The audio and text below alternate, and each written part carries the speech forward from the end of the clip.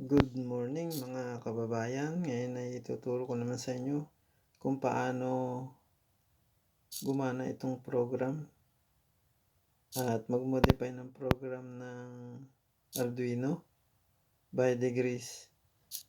Ayan, mapapansin nyo na ang pag-ikot ng motor servo ay may degrees. So yan yung ating gagawin ngayon. Disclaimer lang, ako isang beginner lang. Huwag niyo akong pagalitan. So, to start with, kailangan nating hindi naman ako nag-program dito. Gagamitin ko lang yung example ng Arduino mismo. So, let's get started. So, dito sa Arduino, gagamitin natin yung example, kaya kailangan natin pumunta dito sa may file. Ito. Click the file, and then punta lang kayo sa examples. Napakarami pala nito. Ayan o. Pwede kayo mamili kahit ano. Pero yung ating gagawin ngayon ay servo pa rin. Ayan siya. Click yung servo. Hindi pala. I-drag mo lang sa servo. I-click mo tong sweep. So, yan yung pinaka-example mismo ng Arduino. So, hintayin lang natin. So, ito na. Lumabas na. No? Example ng Arduino to, hindi na ako nag-program. Tulad ng sabi ko kanina. Paulit-ulit. So, ayan. Ginawa siya ni Baragan. 2013 pa siya. No? So, ayan yung program niya na ginawa. Dito sa program niya, no, servo, position 0. No, yung position ng servo nasa 0. No? Ang void setup niya, may servo.attach pin 9. So, sa pin 9 ko na rin inattach itong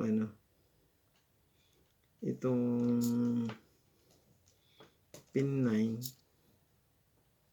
Ano yan? Ito na. So, dito sa Arduino. So, ayan siya. Pin 9 na rin yung ating ginamit. Pwede naman yung iba. Kaya sinample lang natin yan. So, yung pinaka-signal niya. No? Puti talaga yan, pero orange yung output ng Ginamitan ko lang ng puti. Pwede kahit anong dyan. So, dito naman, dito ko kinabit yung sa ground, GND at saka 5 volts. Itong power supply ng mismong servo. No? Pwede yan kung iyan lang yung load mo. No? Kasi pagka overload, syempre masisira naman ang Arduino. So this time kasi beginner nga. So ayan lang muna. So tuloy na. So okay na, attach pin 9, naka-attach na tayo. Then void loop na tayo. So ito na yung paulit-ulit niyang gagawin. Nasa position daw siya 0. Tapos 180. Position niya plus 1 degree. Ito siya. Yung ginawa ni Mr.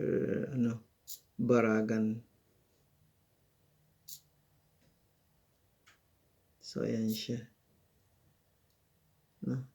Meron din siya mga comment dito. Ayan. Basahin niyo na lang kung ano. So, yung servo niya, right position, may delay siyang 15 milliseconds. Ayan. Yung setup niya. Sa 1 degree. Tapos, pagbalik niya, position 180, babalik ulit siya sa position 0 by 1 degree ulit.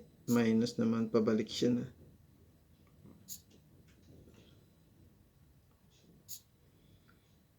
15 uli ito. Milliseconds. So, hindi na natin siguro kailangan i-ano to dahil sample na nila to, tested na nila to. Pero always pa rin natin i-verify. Yan, check natin to, no? Tingnan natin yung resulta kung okay pa yung ano niya. Done compiling. So, okay siya, no? Although hindi na natin kailangan i-check or i-verify, pero kailangan pa rin natin. Para, dahil nga beginner hindi natin pa alam yung mga yan. So, next is, i-upload ko na. Tingnan natin yung ginawa niyang program. Upload. Ayun, hintayin natin. Done compiling. Ayan na. So, ito na yung resulta ng kanyang ginawang program, no? Ayan. So, pagbalik niya sa 0, pumunta ulit siya sa 180 by 1 degree. Ayan, sa 1 degree lang yan. 15 milliseconds ang ginamit niya. Ayan. So, okay. Ngayon, i-modify natin to. Baguhin natin ng konti. So, yun yung before natin, yung old program. Punta naman tayo sa ating modification. So, dito naman, modify ko na siya. Ayan. So, dito wala na tayong babaguhin dito. Position na natin yan, 0. Ayan. Servo, integer position, 0. So, dito na tayo sa, void loop. Kasi ang void setup natin, pin 9 pa rin naman tayo. Wala na tayong babaguhin dyan. Kaya na lang ang So, dito, position 0 at 180 pa rin tayo. Pero gagawin na natin itong 30 degrees. Ayan. Tingnan natin to. Baguhin nyo lang yan. Gawin 30 o kahit anong gusto nyo. No. Tapos, ang seconds natin,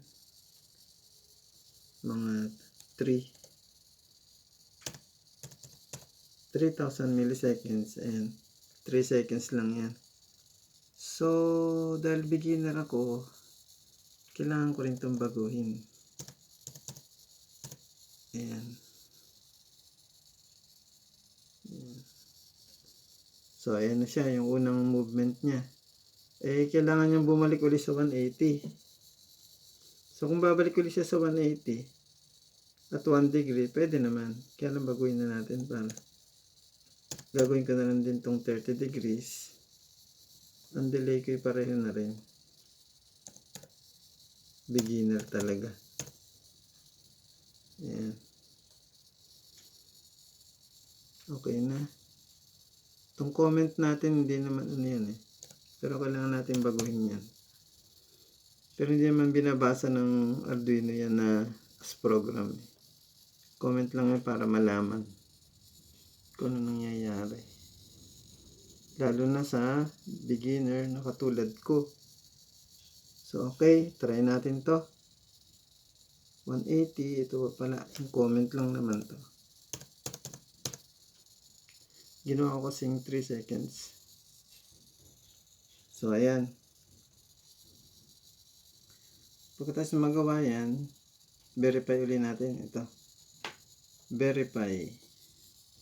Tingnan natin kung merong dito.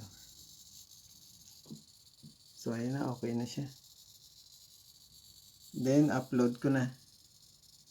Tingnan natin kung anong mangyayari dito. Upload. Ayan na ulit. Done compiling. Ayan na.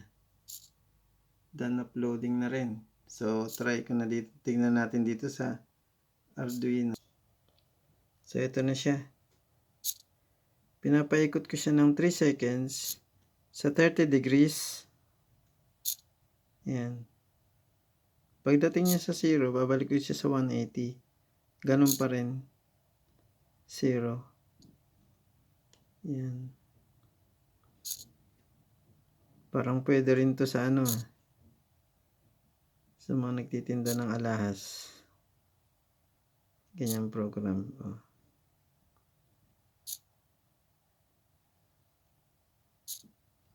So, ayan. Thank you for watching. Kayo na lang ang bahalang mag-modify, ng program.